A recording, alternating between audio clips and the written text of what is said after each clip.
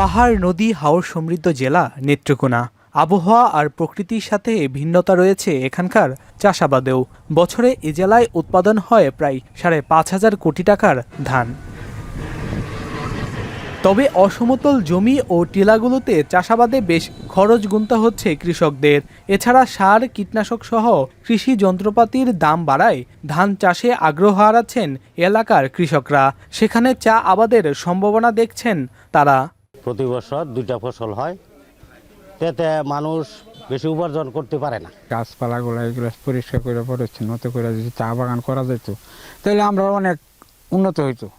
দুর্গাপুর ও কলমাকান্দার পাহাড়ি সীমান্তবর্তী এলাকায় যতদূর চোখ যায় দেখা মিলে এই বেগুনি ফুলের, যা স্থানীয়ভাবে দাঁতরাঙা বা বন তেজপাতাও বলা হয়ে থাকে। স্থানীয়দের মতে প্রাকৃতিকভাবে যেখানে এই গাছ জন্মায় সেই অঞ্চলে থাকে চা চাষের অপার সম্ভাবনা।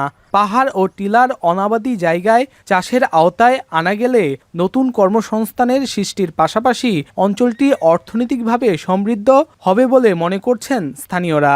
ধানের উপর নির্ভর করে কৃষকরা ফসল ফলাচ্ছে, কিন্তু এই ধান উৎপাদন করতে যে খরচ হয় সেটা কৃষকদের পোষায় না। ছোটো ছোটো যে টিলা আছে সেই টিলাগুলোতে আসলে চা চাষ করার উপযোগী জায়গা।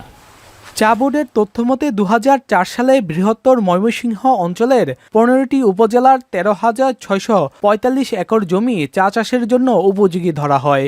২০১৯ সালে আবাদ শুরু করতে প্রকল্প প্রস্তাব মন্ত্রণালয়ে পাঠানো হলেও তা আলোর মুখ দেখেনি। এই অবস্থায় জেলা প্রশাসক বলছেন, চা চাষের মাধ্যমে এ অঞ্চলের অর্থনীতিতে নতুন সম্ভাবনা সৃষ্টি হতে পারে। চা বাগানের জন্য জমি তৈরি করার প্রক্রিয়া, পাশাপাশি আপনার পুরো প্রক্রিয়াটাই একটা হাইলি টেকনিক্যাল বিষয়। যদি চায়ের উপযোগী ক্ষেত্র মনে করি তাহলে আমরা সরকার থেকে আমরা উদ্যোগ গ্রহণ করবো যাতে চা উৎপাদন করা যায়। সেটা তো হলে আমাদের জন্য ভালো হবে। নেত্রকোনা জেলার জন্য একটি আর্থিক উৎপাদনের আরেকটি খাত তৈরি হবে। চা বোর্ডের জরিপ অনুযায়ী বৃহত্তর ময়মনসিংহের পাহাড়ি অঞ্চল থেকে বছরে প্রায় ১৬.৩৭ মিলিয়ন কেজি চা উৎপাদন করা সম্ভব। রিফাত আহমেদ রাসেল, এখন নেত্রকোনা।